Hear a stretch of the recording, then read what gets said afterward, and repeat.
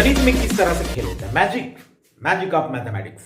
आज हम इसी मैजिक की बात करेंगे, क्योंकि हमारे पास अंकों की गणना जो करना है गणित में, चार ही मुख्य बातें होती है। जिस तरह से आपको जोड़ना आना चाहिए, छोटे क्लास में ही सिखाया जाता है। आपको घटाना आना चाहिए, आपको गुना आना चाहिए, आपको भाग आना चाहिए, है ना। तो गणित जो है बहुत ही सरल है। मैं पहले ही बताता हूं कि गणित जैसे सरल कोई नहीं है। तो हम गणित में भी क्या मैजिक ढूंढ सकते हैं, है ना। गणित में भी हम जादू कर सकते हैं। तो इस जादू के बारे में आपको देखना है, जिसका शीर्षक है संख्याओं में भी क्या है, खेल है। हम प्राय अन्य प्रकार के खेल खेलते हैं, इसी तरह से हम संख्याओं में भी खेल खेलेंगे। तो इसके लिए हमको कुछ जानना है। जैसे हमको मैजिक लगता है, हमको कोई दोस्त चीज का गुना करने बोल दिया, हमको मैजिक लगेगा, है ना। कैसे मैजिक लगेगा, तो इसके लिए वैदिक गणित में भी बहुत ही अच्छी बातें कही गई है।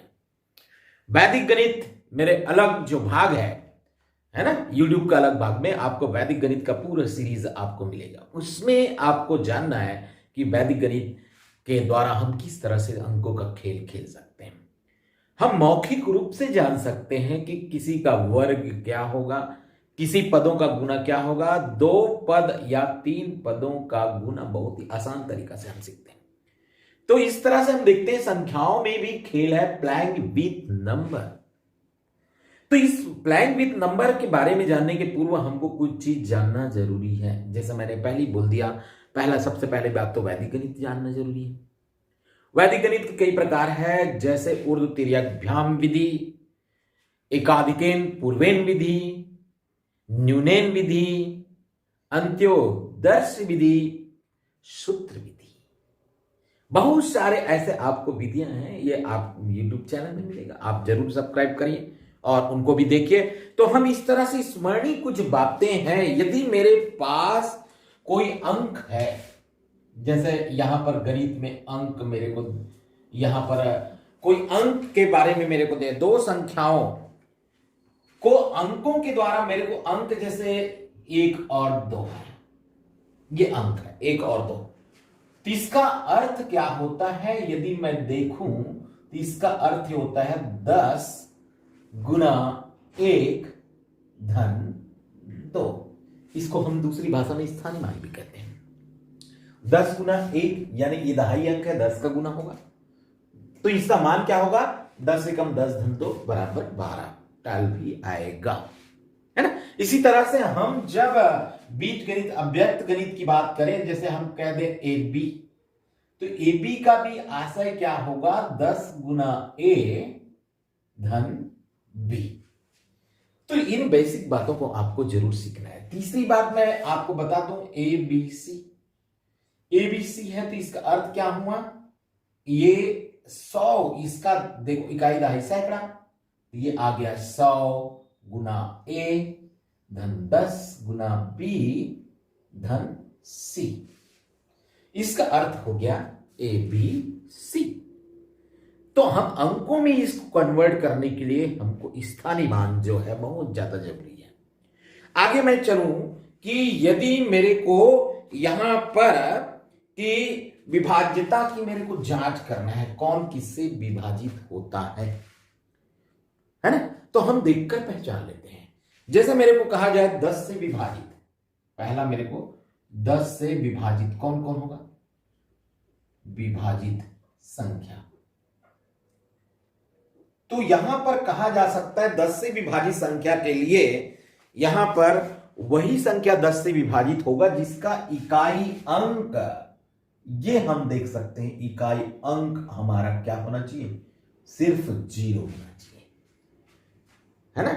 वही संख्या 10 से विभाजित होगा। जैसे मैं कहूं यहां पर 100 कह दूं, इसकी इकाई अंक क्या आया, इकाई अंक इसका आ गया 0, तो ये 10 से विभाजित है, ये 10 से क्या है, विभाजित है। हम देखकर पहचान लेते हैं। मैजिक आपको बताया जाता है कि कंप्यूटर की बातें किया जाता है, कुछ बच्चे बहुत इंटेलिजेंट होते हैं देखकर, तो इसको आपको भी ट्रैक को पकड़ना है कि 10 से विभाजित होने वाली संख्या वही होगा जिसकी इकाई अंक 0 होगा। यदि 1 2 3 4 5 6 7 8 9 हो जाए तो ये 10 से कभी विभाजित नहीं होगा। 5 से विभाजित होने वाले के लिए क्या चाहिए, 5 से विभाजित होने के लिए आपको 0 और 5 चाहिए, 5 से विभाजित। से भाग में शब्द का उल्लेख करूं तो इकाई अंक क्या होना चाहिए, इकाई अंक इसका आएगा या तो 0 होगा या फिर 5 होगा। देख लीजिए, जिसका इकाई अंक में 0 होगा वही 5 से विभाजित होगा, या 5 होगा वही 5 से विभाजित होगा। अन्य और कोई अंक आ जाए वो 5 से कभी भी विभाजित नहीं होता। तो हम इस तरह से एक आधार बना लेते हैं 2 से विभाजित होने के लिए। आपका इकाई अंक क्या होना चाहिए, आपका 2 से विभाजित होने के लिए 0, 2, 4, 6 और 8 होना चाहिए। यदि विषम संख्या आ जाए इकाई अंक में 1 हो जाए, 3 हो जाए, 5 हो जाए, 7 हो जाए, 9 हो जाए, तो ये 2 से विभाजित नहीं होता। तो एक हम जनरल जब भी गणित का खेल खेलना है तो इसका हम मस्तिष्क में बिल्कुल ध्यान रखें। तो आपका प्रश्न होगा 3 से विभाजित होने के लिए क्या होना चाहिए, तो 3 से वही संख्या विभाजित होगा जिसके अंकों का जो योग आएगा वो 3 आना चाहिए। जैसे मैं कह दूं यहां पर 3 आने के लिए उदाहरण जैसे 12 3 से विभाजित है, तो ये कितना आ गया, 3 से विभाजित हो गया 3 तिया। तो इस संख्याओं का जो योग कितना होगा, 1 धन 2 बराबर कितना आ गया, 3। तो ये इस तरह से संख्याओं का बीजांक जिसको कहा जाता है वो 3 हो तो 3 से विभाजित होगा। इसी प्रकार से 9 से विभाजित होने वाली संख्या क्या होगा, जिस संख्या का बीजांक 9 आ जाए वही संख्या 9 से विभाजित होगा, अन्यथा नहीं होगा। और बीच में हम इसके बीच में हम अन्य संख्याओं के बारे में भी जान सकते हैं। तो हमारे पास कुछ कोड है जो कॉम्पिटिशन एग्जाम के लिए बहुत ही जरूरी होता है, इनके हम प्रश्न ले लेते हैं। हम देखते हैं कि क्या होगा। तो यहां पर हम देखते हैं ये जो है गणित का खेल पे, यदि मेरे पास प्रश्न है पाठ 1 का पहला प्रश्न, यदि मेरे पास ए का मान जो दिया है वो दिया है 3, बी का मान दिया है 4, सी का मान दिया है मेरे को 5 और डी का मान मेरे को दिया है 0, और किसी अंक का उपयोग एक बार ही करे तो बनने वाली इन अंकों का उपयोग एक बार करें।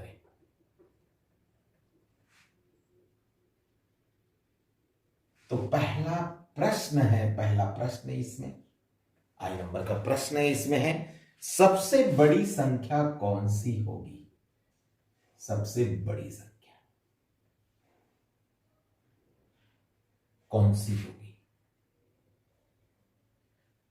तो ये वेरी सिंपल, मैं सवाल से चालू किया हूं। सबसे बड़ी संख्या हमारा क्या बनेगा, यहां पर यदि सी हमारा 5 हो जाए, यदि मैं सी से चालू करूं तो 5 4 3 0, मैं समझता हूं कि ये जो संख्या होगी सबसे 5430।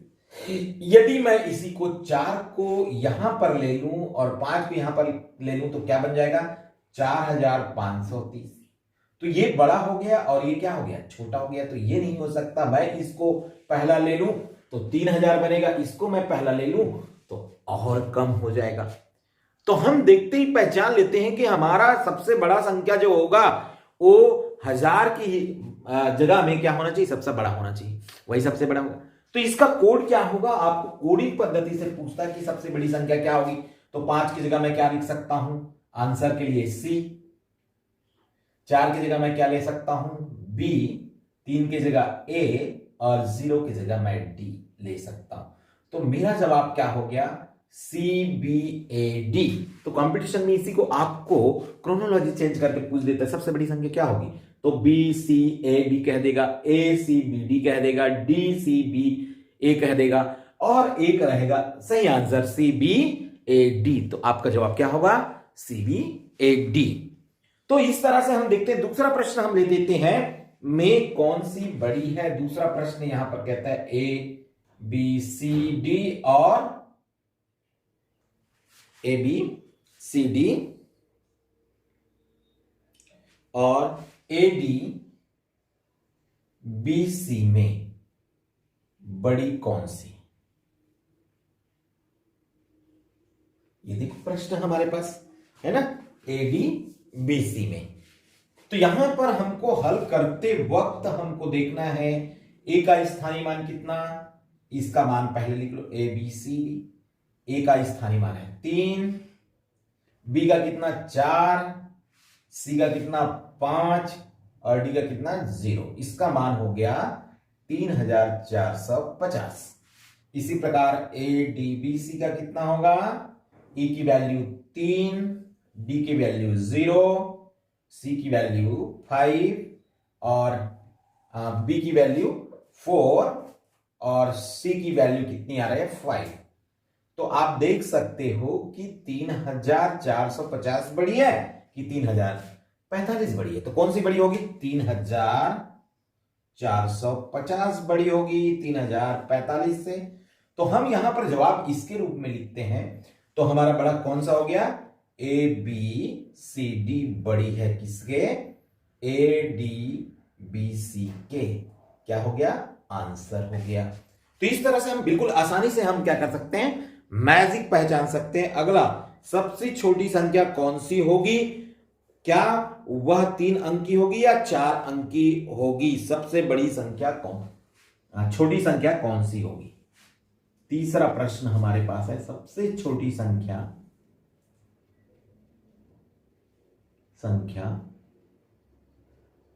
कौन सी होगी। क्या 3 अंक की होगी या फिर 4 अंक की, ये हमारे पास प्रश्न है। इसका हल हम देखते हैं। सबसे छोटी संख्या हमारी क्या होगी, यहां पर सबसे छोटी संख्या हो गया जिसमें 0 आ जाए। तो 0 किसमें है, सबसे छोटी संख्या हल में हम 0 ले लेते हैं और उसके बाद मैं इसको ले लेता हूं, मान लो ये ले लिया, फिर 4 ले लिया, 3 ले लिया। मैं इस 0 को लेकर मैं इसको ले लेता हूं और इसको ले लेता हूं, तो ये बना। मैं इसको 0 के बाद ले लेता हूं तो ये संख्या बनेगा। तो हम एक रफ आइडिया लिखकर देख लिए तो उसमें हमको क्या दिख रहा है, 0 तो तीनों में है, लेकिन यहां पर 5 हो गया, यहां पर 4 हो गया, यहां पर 3। तो सबसे छोटी संख्या कौन सी आ रही है, ये वाली आ रही है, 0 3 4 5। मैं इसी को 5 4 कर दूं तो वो और बड़ी हो जाएगी। तो आपको ये पहचान लेना है छोटी क्या हो रही है ये। तो इसका कोड क्या होगा, 0 का कोड हमारा है डी, 3 का कोड हमारा है ए, 4 का कोड है बी और 5 का कोड है सी। तो सबसे छोटी संख्या हमारी डी ए बी सी होगी, ये राइट है। और उसका मान कितना होगा, 0 3 4 5। अब यहां पर पूछ रहा है कि ये 3 अंकी है कि 4 अंकी है ना, अंकों के बारे में कह रहा है। तो यहां पर हम देखते हैं 0 जब हमारी बाईं ओर आ गया तो इसका कोई महत्व नहीं है, और यही यदि दाईं ओर हो जाता तो इसका महत्व 10 गुना बढ़ जाता। तो यहां पर मैं कह सकता हूं यह संख्या 3 अंकी है। यह संख्या कितने अंकी है, 3 अंकी है, क्योंकि ये सार्थक अंकों में गणना नहीं होता। जब 0 कब होता है, बाईं ओर हो जाता है, तो ये सार्थक अंक नहीं बनते, सिग्निफिकेंट नंबर नहीं बनते। और यही मान लो दाईं ओर हो जाता तो सिग्निफिकेंट अंक वो बन जाते। लेकिन वहां पर भी आपको जब सार्थक अंकों की गणना होती है तो 3 ही अंक आएगा। इस तरह से आप 0 को बिल्कुल क्लियर कट हटा सकते हैं अंकों के बारे में आपको बोला जाए तो। 0 यदि दाईं ओर है तो उसका मान को बढ़ाता है, उसके सार्थक अंकों को नहीं बढ़ाता। ये आपको ध्यान देना है। यहां पर आपको कहते हैं कितने अंकों की होगी, ये और देता है डी बी ए सी। तो यहां पर चौथा प्रश्न हमारा इसी में था, डी बी ए सी। तो यहां पर डी का मान 0 होता है, बी का मान कितना होता है 4 होता है, ए का मान 3 और इसका मान 5। तो ये आपसे प्रश्न पूछ रहा है तो क्लियर कट ये आपने बना दिया, तो इसका क्लियर कट जवाब क्या होगा, फिर से 0 आ रहा है तो 435, यानी इसमें भी सार्थक अंक कितना है, 3 है। तो ये कितने अंक की होगी, 3 अंक की ही होगी। तो आपको क्लियर कट जवाब आपको मिल जाता है। तो इस तरह से हम गणित के मैजिक जो है शुरुआत करते हैं सरलता के रूप में। दूसरा हमारे पास प्रश्न है, दूसरा प्रश्न इस तरह से हम देखते हैं। दूसरा प्रश्न क्या हमारे पास है,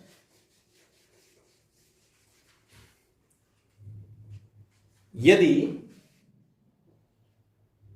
a बराबर 1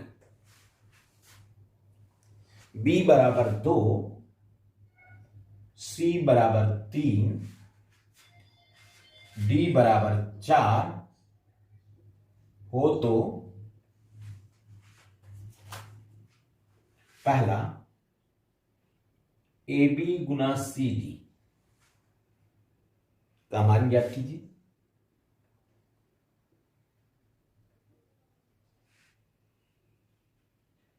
और दूसरा है हमारे पास ए बी धन सी डी का मान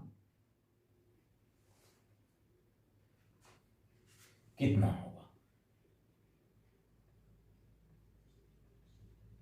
ये हमारे पास दो प्रश्न यहां पर हमको मिला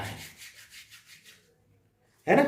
तो यहां पर मैं कह सकता हूं ए बी गुना सी डी, ए बी का मान हो जाएगा ए का मान 1 और बी का मान 2। इसी तरह से सी डी का मान हो जाएगा सी इक्वल टू 3 और डी इक्वल टू 4। तो हम कह सकते हैं A B multiple C D equal to 12 multiple 34। तो ए 12 6 48, 4 12 3 36, 40 408। तो वेरी सिंपल, ये 408 इसकी वैल्यू जो हो जाएगा 34 12 48, एक बार चेक कर लें, और 4 12 3 36 4 40 है ना। तो ये 34 जो आया इसके मान जो होगा वो इस तरह से हम लिख सकते हैं, है ना। यहां पर हम देखते हैं इसके बाद दूसरा है A B plus C D. यहां पर हम ए बी का मान कितना हो गया 12 और सी डी का मान कितना हो गया 34। इसको जोड़ना था तो ये कितना आ गया 48। तो ये मैजिक सिंपल से हम मैजिक से चालू किए हैं और आसानी से हम इसको बृहद के रूप में हम देख सकते हैं। आगे हम चलते हैं। आगे तीसरा सवाल इसका मैजिक का धीरे धीरे ये आगे कठिनता की ओर बढ़ते चला जाएगा, बहुत ही जादू इस पे लगेगा। यहां पर प्रश्न तीसरा है A B plus B A equal to 7 7 हो तो ए और बी का मान क्या होगा।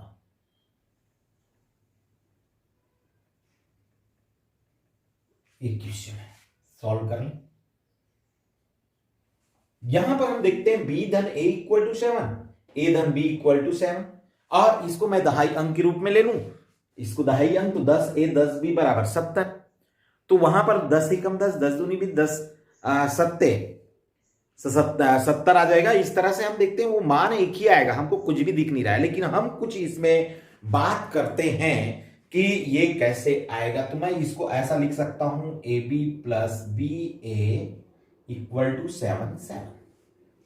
अब यहां पर मैंने आपको स्थानीय मान बताया, तो ये कितना आ गया 10 ए प्लस बी प्लस ये आ गया 10 B plus A equal to 7 7। यहां पर ए और ये यानी 11 ए और ये हो गया 11 बी 7 7, 11 11 11 7, तो हमारा उत्तर आ गया ए प्लस डी इक्वल टू 7। हमारे पास उत्तर क्या क्या आएगा, एक ही उत्तर आएगा क्या ना। यहां पर पहला उत्तर हमारा आ सकता है, यदि मैं कहूं a बराबर 6 है तो 6 धन क्या होगा, तो b बराबर कितना आएगा, उत्तर 1 आएगा। यहां पर हम हमारा a बराबर मान लो 1 है तो b बराबर कितना आ जाएगा 6। तीसरा उत्तर हमारा आएगा a बराबर 2 है तो b बराबर हमारा कितना आ गया 4। इसी तरह से मैं बहुत सारी उत्तर इसमें बता सकता हूं। a बराबर 3 है तो b बराबर कितना आ जाएगा 4, यहां पर ये 5 आएगा। तो इस तरह से क्रमचय आ जाएगा, और ये b के मान इसमें रखोगे, इसका मान इतना। तो मेरे पास उत्तर की जो संख्या आ रहा है, जैसे मैं और बोलूं, ये हो गया 4, पांचवा मान क्या होगा, a बराबर 4 होगा तो b बराबर कितना हो जाएगा 3। छठवां मान a बराबर मान लो 5 हुआ तो b बराबर कितना हो गया 2। तो इस तरह से मेरे पास अनेक मान आएंगे। आप क्लियर कट एक मान यहां पर नहीं आने वाला है, क्योंकि किसी का मान आपको फाइंड आउट नहीं दिया गया है। तो मैजिक में आपको ध्यान देना है, इसके मान कई हो सकते हैं, क्योंकि इसी कारण ये क्या है, अव्यक्त गणित, बीज गणित, गणितों का जो मैजिक है। आगे मैं चलूं यहां पर आगे और इसी प्रकार का सवाल जो है, मैं चौथा सवाल की ओर इनको बढ़ा दूं। तो इस प्रकार के कुछ और सवाल है जिसमें अधिक उत्तर हो, तो इनके मान हमको ज्ञात करना है। मैं कह सकता हूं A B plus B A equal to 22। ये मेरे पास है 22, है ना। तो यहां पर ये भी सवाल बिल्कुल सिंपल है। मैं कह सकता हूं A B plus B A equal to 22। तो ये आ गया 10a प्लस बी, ये आ गया 10b plus A equal 22। 11a plus 11b equal to 22। 11 11 2a plus b equal to 2। तो उत्तर क्या आया हमारा, उत्तर हमारा आ गया a इक्वल टू 1, तो b equal to b 1, a equal to 1 और 1। तो इस तरह से मेरे पास जो उत्तर आ रहा है वो इस तरह से हो सकता है। और मैं चाहूं यहां पर तो और उत्तर आता, ये dash dash dash dash minus उत्तर भी आता है, जिस तरह से मैं कह सकता हूं 1 कर दूं तो b इक्वल टू, मैं यहां पर माइनस 1 कर दूं तो b इक्वल टू प्लस 3 करूं तो भी 2 आएगा। a इक्वल टू माइनस 2 कर दूं तो b इक्वल टू कितना करना पड़ेगा, प्लस 4। तो ये सम आपको देखना है कि इसके उत्तर अनेक है। क्या है, उत्तर अनेक है। इसी कारण क्या है, अव्यक्त गणित, बीज गणित के नाम से इनको जाना जाता है।